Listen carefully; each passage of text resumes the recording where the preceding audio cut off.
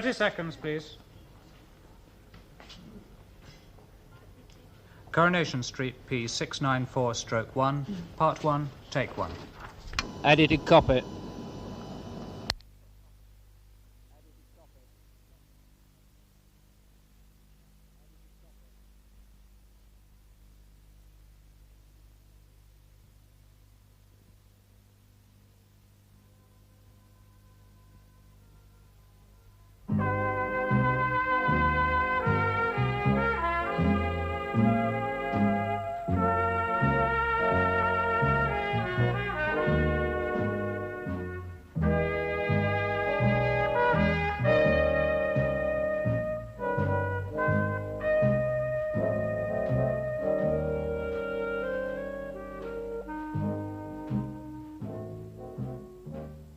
Ah, there we are, Mr. Sharples. Has the potted meat fella been there yet?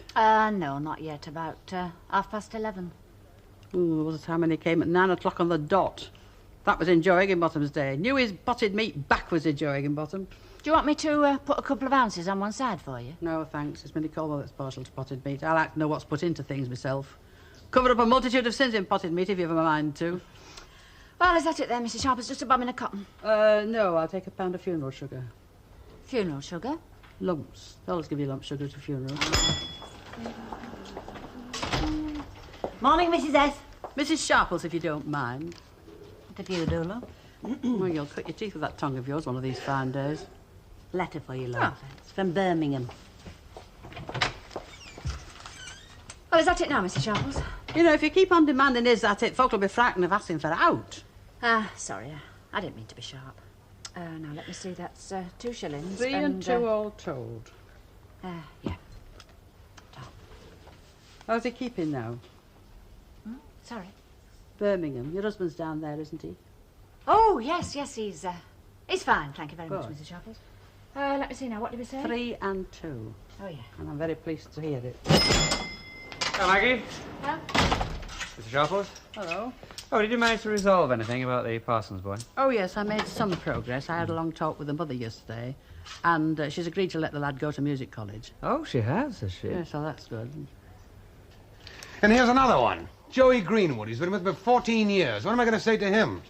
Drop in. I'm just sorry to tell you, Joey. I'm selling up and I can't hang around. Just tell them the truth, that's all. The plain and varnished truth. They'll understand. Will they? Yes. Going bust isn't exactly new in the annals of business, you know. You've been a good boss to a lot of people for a lot of years. Good bosses don't go broke, They Elsie. do when circumstances are against them, like creditors wanting their money and not giving time to pay. Just you tell that to Joey Greenwood and all the others. Yes. Give them a chance to understand, and they will. Elsie, I've been meaning to say this. The last few weeks, I don't think I'd have got through them without you.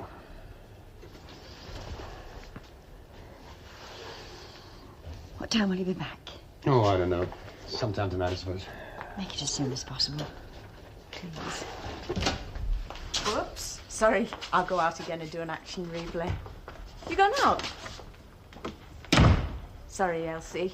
I really should remember to knock, shouldn't I? You know, tension would be lessened considerably in this house if you just weren't here. Oh, I have been thinking about leaving since you sort of mentioned it. I hadn't forgotten. Good. Well, make it as soon as possible. Oh, you don't mean I've got to leave today, do you? Well, your mum keeps asking you to, doesn't she? I like it here. Well, good. Stay then. But make sure you stay with someone else.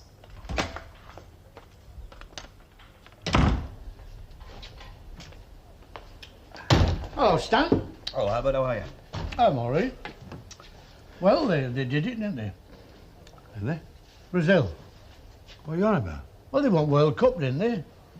Have you only just found out? Oh, the blooming heckers like. Oh. No, I said it would last March. But this fella, you see, he offered to bet me 2 bob they wouldn't, and I took him on. Oh, well, you quid's in then, aren't you? Well, not even 2 bobbing yet. Can he pay you? No. I'll sort him out, Albert. What's his name? Stan Ogden. Me? Yeah. No, it was the other way around. No. 2 bob. Owen. Oh, well, you see, as they say in the Royal Enclosure, I'm just temporarily embarrassed, you know. You've been temporarily embarrassed, Stan Ogden, ever since I first met you. Isn't it just about time you made it permanent? Well, I've had a lot of capital outlay recently, you know. I know, but you could afford to pay me 2 bob. That's just it, Albert. Now, look, it's a debt of I honour. know, Albert, and I want to pay you, Albert. I'll tell you what I'll do. What? I'll toss you. Double or quits, all right? All right, go on. Good. You got a penny? Well, I don't know. Right, Marquis of Queensferry rules, best of 3. Hey, look, one toss will do me. That's what I prefer. All right, here we go. Heads. 4 bob. I enjoyed that. Another? All right, yeah. Your shout. Tails. 8 bob. Another? No, I think 8 bob will do me. Oh, Stan. go on now, but I've got to play me luck. No, you haven't done much of it today, have you? Please, Albert. All right, go on. Your toss. Right, here we go. Heads. 60 bob, you owe me. That's 3 times that's come down, heads. And I think I watched you on television the Christmas before last. Look, I've known it come down 14 times hot trot on Oldham Edge. You see, when it's dropping heads, stick. When it's dropping tails, change. That's the golden rule. Oh, another. What, do you want one? Aye. Well, all right. It's your brass. Heads.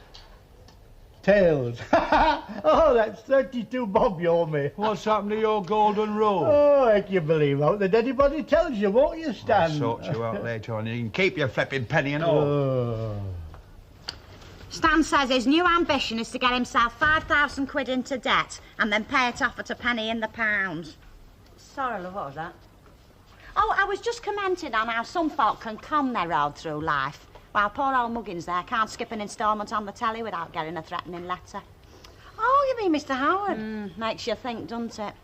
Get yourself a raglan overcoat and a smarmy smile to match and Bob's your flipping bee's knees all the way on borrowed money. Oh, you could tell him you'd mashed the potatoes for the Last Supper and they'd believe you. Still, that's the way things go, eh? Mr. Turpin always says that things have got a nasty way of catching up on you, you know. I mean, he's taken a bit of a knock, has Mr. Howard. Oh, I'm 9 bob in the pound. Very nice, too, if you can get away with it. Any road 9 bob in the pound or not, I bet my 15 bob's a write-off. Still, it's not a very nice way to start your marriage, is it? I mean, they'll have to adjust. Oh, yeah. Yeah, madam can say to her out to a fancy mansion for a kick-off. Yeah, all the same, though, it's been a right bit of a blow. Yeah, well, I can't say there's one here who'll be exactly broken-hearted about it. She's always been too full of herself, you know. Too big for a lot of things, if you ask me. Yes, but she's a woman like the rest of us. Do you know, I heard that before she were 14, Elsie Tanner were caught round the hoardings and up back ginnels umpteen times. Well, that's what I mean, like the rest of us. Well, you speak for yourself, Mrs. Turpin. Why, did no lad fancy you? That were just an innocent hobby. Marriage is a career. Although with Elsie Tanner, I think it's still just a hobby. It won't last, you know. It'll break up. Well, if it does, what then? Did you want something, Mr. Tatlock? Yeah, serving. Oh. Oh, morning, Mrs. Tanner. Morning. Morning, love. Elsie, would you mind if I was to state my claim first? Oh, after you, Albert. Thank you. Drop a rug, please. Certainly. Things sorting themselves out a little bit for you now, Yes, love? thanks, Betty. Good. Oh, Mrs. Ogden. Yeah? I understand that we owe you 15 shillings for cleaning services. Oh, yeah. There we are. 15 shillings paid in full. Let me have the receipt when you can, will you? Oh, yeah, right. But you shouldn't have bothered, you know. I mean, my 15 bob's the least of your worries. I was just saying to Mrs. Turpin earlier on, I thought I'd sort of wave my claim on it, like, you know. Wanted to give the pair of you a bit of a start. Well, that's okay, love, but just let me have the receipt when you can, will you? Yeah. Good health, Elsie. And here's wishing you get your fair share of silver linings before long. You can say that again, love. Oh, yeah, that's another thing I said to Mrs. Turpin earlier. They'll come sailing through, will them two, I said. I mean, when you're right for one another, love can move mountains. Faith. Eh? Oh, yeah, faith moves them and all. Well, I'll love you and leave you. Nice to know who your friends are in times of need, isn't it? Oh, it is that, you know, it reminds me of that old saying, with friends Yes, like that... Albert, yes, I know. I'm with you all the way. I'm dead certain about one thing, though. Last place I'm going back to is me mum's. Don't you get on? Oh, no, it's not that. Me mum's all right. It's the blooming place. Saddleworth. Have you never ventured up there? No. Oh, it's like the back of beyond, honest. No, I'm wrong. It is the back of beyond. They're still searching for the secret of fire up there. Don't tell me. I went to live with Concepta once in Northern Ireland. Ballymina. Not much goes on there either. Except when the odd hen lays the odd egg from time to time. Hey, there was something I wanted to ask you. It's a favour, really. Yeah? Well, I was wondering if there might be room for me at the Rovers. You wouldn't be wanting me to use my charm on my Auntie Annie for you, would you? Would you mind me staying there? Oh, I think I could get used to it in time. Thanks. Right, listen, I'll tackle the Auntie Annie. It's all a question of tactics, you see. I've got to sort of mention it and then make her think it was her idea in the first place. If there's something as obvious as that lad's talent is obvious, and you don't just ignore it, you try and do something about it. Yeah, maybe. Maybe he's don't too into it. You try to do something about it, or else there's something wrong with you. Yeah, all right. Well, you're not saying you wouldn't do something about it, are you? Well, no, I wouldn't. Not me. No, I've had some. I've done my share at pushing young fellas into what I thought were right for them. Not musicians, but a couple of young lads serving their apprenticeship, and I were partly responsible in telling them to sign on as professional footballers. And? Well, I thought they were good. You know, up like a rocket, and then they come down like a stick. Both of them. Got nowhere. Well, they could have gone through life regretting they never had the chance. Yeah, well, I'll tell you what it all boils down to, you know. It's me wishing that I'd been a great footballer. What's that quote from that Bible of yours? Vanity. All is vanity.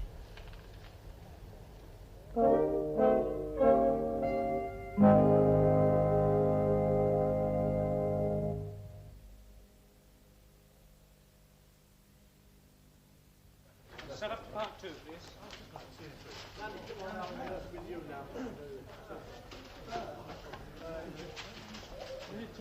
30 seconds.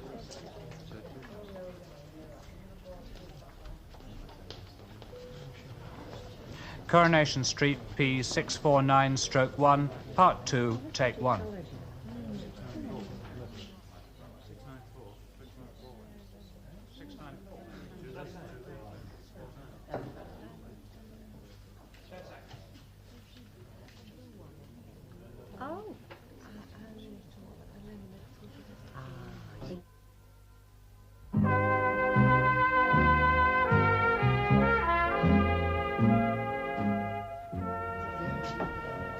Hello, Miss Nugent. Well, I've got you to myself at last. The way this lass slips off the second you turn your back. Hey, don't move. I've got a theory about you. If I keep my eye on you, you'll have to lead me to a crock of gold. I really must go. I've got quite a lot of material to develop this evening. Oh, in the dark room, eh? Now, come on, just one quick drink, and I'll promise never to darken your doormat or brighten your dark room, eh? Look, could you mix us 2 Tiger's Milks? Oh, I'm sorry, love, they only deliver cows round here. Now, look, 2 jiggers of brandy, 2 teaspoons of sugar, mixed with ice cubes, strain into a chilled glass and dust with cinnamon and nutmeg. Would you like a shandy? Hey, it's no damn wonder the pubs round here are dying the dead. Yeah, you're right. Well, give us a pint of bitter, Auntie Annie, you know the spare bedroom? Spare bedroom, love. Don't you mean Billy's bedroom? Well, you can't really call it Billy's, can you? I mean, he's hardly ever in it. Might I ask why the sudden interest? Oh, nothing. I was just asking. You know, Lucille, there are times when I wish you would credit me with the intelligence I was born with. What do you mean? Well, now, let us see. We have in the street a certain married couple, and living with this married couple, a certain young lady who, I feel sure, is far from welcome. Who told you? No one. Well, can she? I'm sorry, Lucille, dear, but I do want to keep one bedroom free for the occasional guest. Is that the real reason? I'm not obliged to furnish you with any reason, Lucille. Tails. My mother told me to have days like this. Now, let's see, Daddy. What's £12? 12 times £2.3. Let's see, that's £25.16. I only owed you 2 bob. Go on, double or quits. Me luck must break sometime. I know, so I think I'll stick with me £25.16. I haven't got that sort of money, Albert. Look, it was your idea, double or quits. Oh, well, I'm banking on quits. Yeah, well, I was banking on doubles. Anyhow, it'll do me, £25.16. Look, I tell you what I'll do. What? I'll go out that door, I'll come back in here, you say to me, where's that 2 bob I lent you? And I'll give you the 2 bob. Hey, we're having a bit of fun, aren't we? No. Huh? Of course, mind, I wouldn't want folks to think I were greedy. Oh, no, he's a lovely fella, Albert. If I've heard that once, I've heard it 100 times. A lovely fella, Albert Taglock. I've heard it. I have. So I'll tell you what I'll do. I'll knock off the odd 16 bob and then we'll leave it an even 25 quid. You're not going to Now, how much money have you got on you? You're not going to stick me for 25 quid, are you? Look, if you're going to play double or quits, you've got to be prepared to put your money where your mouth is if you lose. Look, how about another game, you know, where... dominoes, eh? Domino. All right. Quits if I win. And doubles if you lose.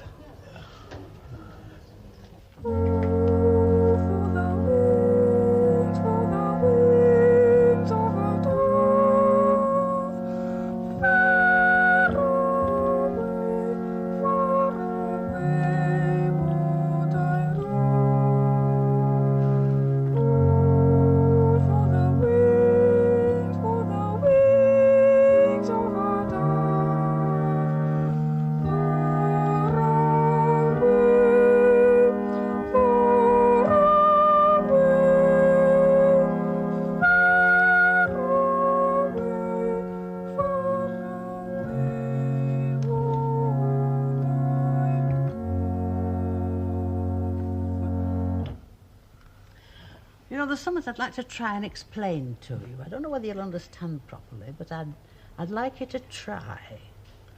You know, I've been going on at you to go to the music college. Yeah. Well, it's possible, in fact, it's very likely, that when I first met you, what was really going through my mind was how I wanted to study music when I was round about your age. But you had to go to work when you were 13, didn't you? Oh, only part-time, love. Of course, most of us had to do in them days, apart from the privileged few. You never did study music though, did you? No, love, I never had the chance. But I'm just wondering whether I've just been pushing you that bit too hard. You haven't. You would have seen the last of me weeks ago if you had. Now, look, I'm not saying you've got to stop playing the organ or the piano or any other instrument. What I am saying is that to study music means giving up the best part of every day for the next 10 years, and after that for the next 50. That's all right with me.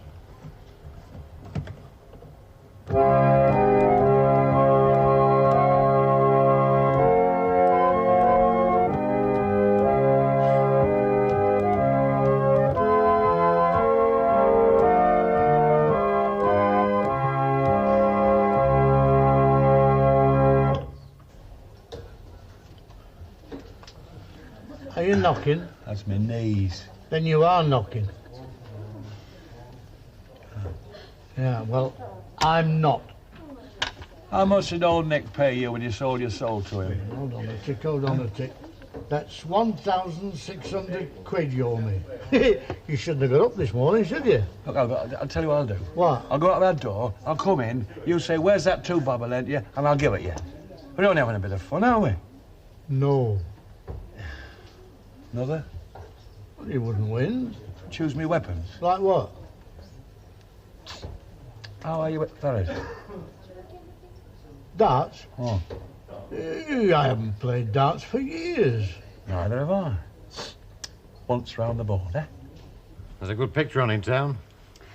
Oh, yes. Yep. The hero is a plumber, and she falls into a den of lions, but he's got his saw with him, so he builds her a ladder, and she climbs out. Sounds a riot. It is, it's great. Here, come in. No, thanks, Len, not Oh, come on, tonight. come on. No. Well, I tell you what I'll do then. There's a good picture on telly tonight, so I'll Len, bring a few I'm bottles sorry, of beer I don't round. feel like it tonight. I'd another letter from Leslie's brother this morning. Oh. Get out, Len, then, eh? Well, see you tomorrow.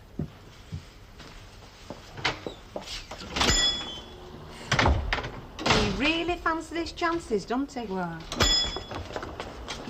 Oh, have you mentioned I'm it? sorry, Sandra. Me Auntie Annie says no for reasons best known to herself. Irma, can you put Sandra up tonight? Elsa's given her a marching order. She's got to be out today. Oh, when was the ultimatum? Oh, this morning. And how? I'm surprised she gave me time to pack. You mean your resident goose gob, like, between man and wife? Well, that's the impression they've been trying to give me since they got married. Yeah, blooming terrible time she's had and all. Hey, why don't you two come out with us tonight, me and Irma? Can you put Sandra up? I'm sorry, love, we've no room. Oh, come out with us. Summer's bound to turn up. It always does. Them sounds like famous last words to me. Or, as the actress said to the bishop, now. What double do I want to start, Stan? Double 1. 5 past. All right. That narrow thing round the outside edge, that's the double, isn't it? You're catching on quick, aren't you, Albert? That's a bit of luck, that's stuck. What do I do now?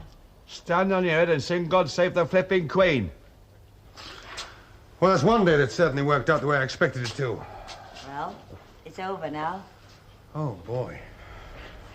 You need a drink. Let's go and get one, eh? Oh, yes, you know who's going to be the centre of attraction down at the Rover's Return, don't you? You know what act's going to be top of the bill tonight. To hell with what you think you are. You are Mr. Alan Howard, and I am Mrs. Alan Howard. And I'll tell you one thing about the street. Never let them see you beaten. Never let them see you down. And the more beaten you are, and the more down you are, the more bravado you rely on. Well? All right, we'll play it your way. Our way. We're 10, Stan. 20 past. I can start with a double, can't I? Oh. Where is I it? thought you said you hadn't played darts for years. Well, it's like swimming, isn't it? Huh? You don't forget. What do I want now? An inner and a bull. Inner and a bull.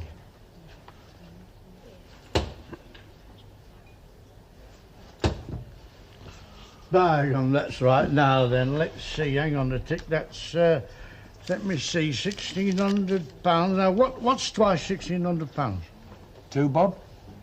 £3,200. That look, don't try to pull the wool over my eyes, you know. How are you going to pay it? By instalments? Listen, Albert, have you heard about these big pools winners, you know, win thousands of pounds, like, you know, what goes to their heads, lose all their friends. And... So, I mean, if I don't pay you, I'm doing you a favour, aren't I? Oh, stop crawling. You're acting like a blooming Lance Jack unpaid. Not gambling, I hope, Mr. Tetlock? Well, not in the true sense of the word, Mrs. Walker. There's been no money passed, yet. Well, it's no good, Albert, no good. She's found us out. We were gambling, Mrs. Walker. But I promise you, it won't never happen again. See, I can't pay you, Albert, now, can I? My hands is tied, aren't they? You know what you can flipping well do, don't you? Eh? What did this morning's epistle have to say? Oh, much the same. Les is drinking again. Having a bad time. Well, why don't you go down and see him, love? I mean, you can't do any good for him just fretting up here, can you? And I mean, honestly, you'd be far better to go down there. Oh, I don't know, Becky. I don't know. No. Oh.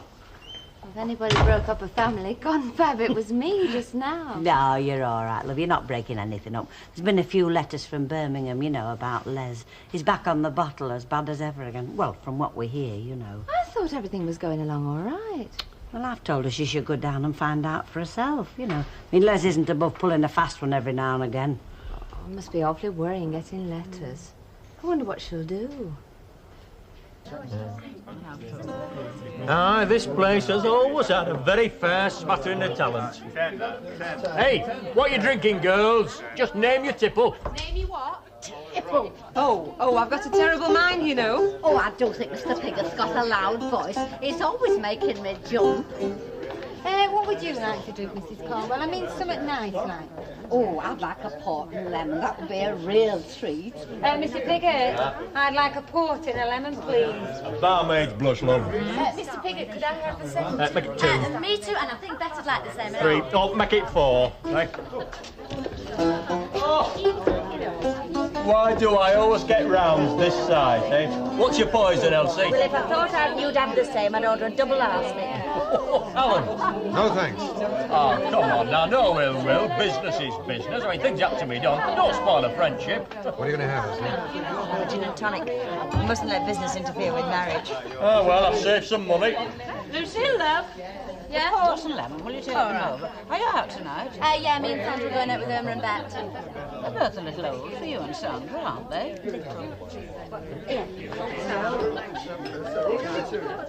Mr. Piggott, cheers. Cheers. All the best minute, love. A very fair smattering of talent.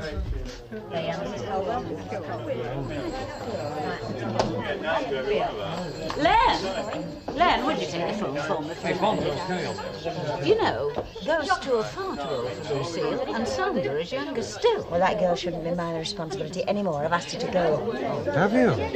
What's she going to be up to now? Search me. Annie, it's Billy on the phone. He's not coming up, is he? Well, you go and talk to him. He's there. Oh, isn't that just like Billy? He knows I'm short-handed, and he knows I need a little family support. That's not what he said to me.